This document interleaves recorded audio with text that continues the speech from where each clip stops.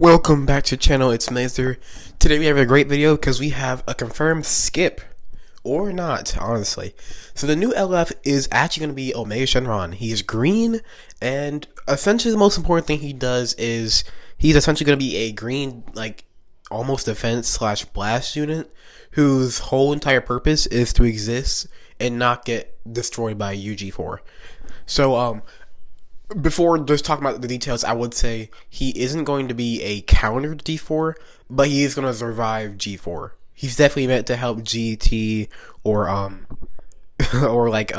powerful opponent or region. Sadly, he doesn't buff Fusion Warriors directly, but again, he's on GT, so G4 is still getting those buffs anyways. Not very much of a help. But on to the specifics, he actually has Indestructible.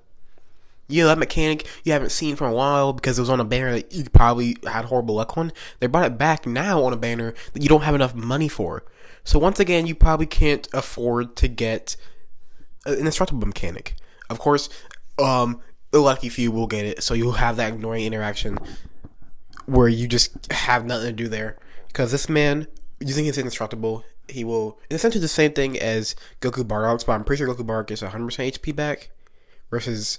Shenron, he's only getting 50% HP back, but he is getting a Dragon Ball, so that's very nice.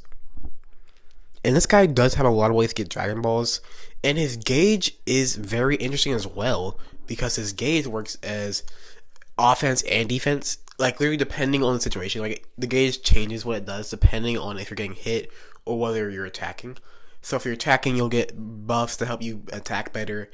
If you're getting attacked, you'll get buffs to help you tank hits. And from the looks of it, you get it from getting a Dragon Ball. Like, every single time, I think you have like 7 charges and you can get it with a Dragon Ball.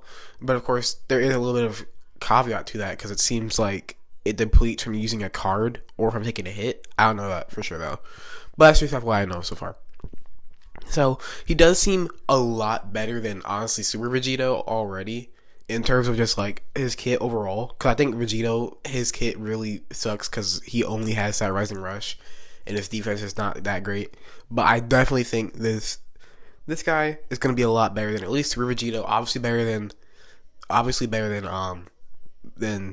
Super Saiyan God Goku. Definitely better than Gogeta Blue, I think. I mean, Gogeta Blue has decent defense, but this guy has great defense. And he's going to be a really strong GT member. Now, I guess the question is, why?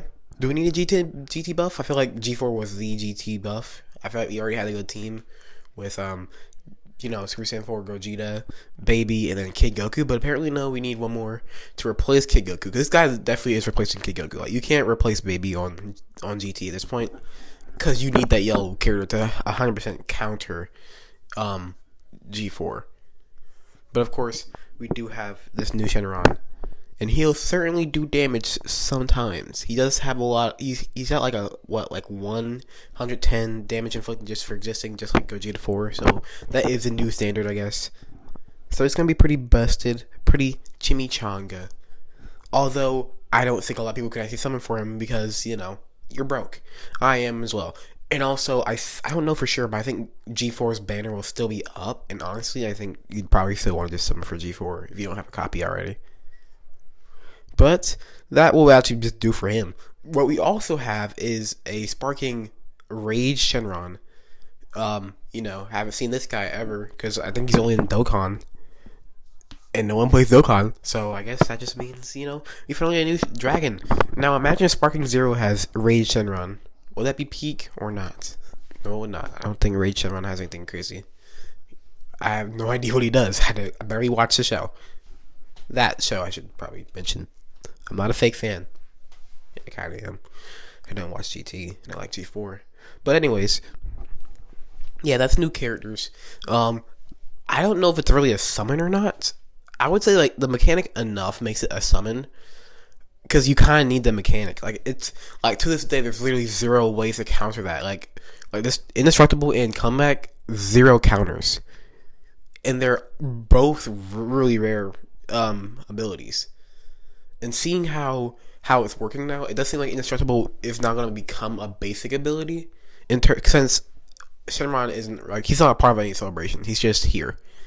So it's not like he's a big character. So that does mean that Indestructible might become commonplace, but we'll have to see. But still, as of now, Indestructible is still a very rare mechanic that has no counters. So it's like the pit. It's like it's peak defense essentially. This is the best you can get out of defense. But I didn't see too much disrupt from him. I think his green card is first cards, which is very good. He also has two ultimates.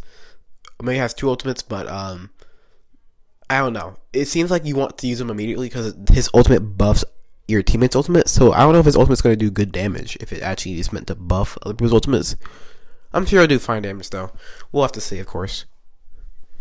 And that'll actually just be the video. So let me know down in the comments down below if you're going to be summing for this guy. Can you afford to summon for this guy?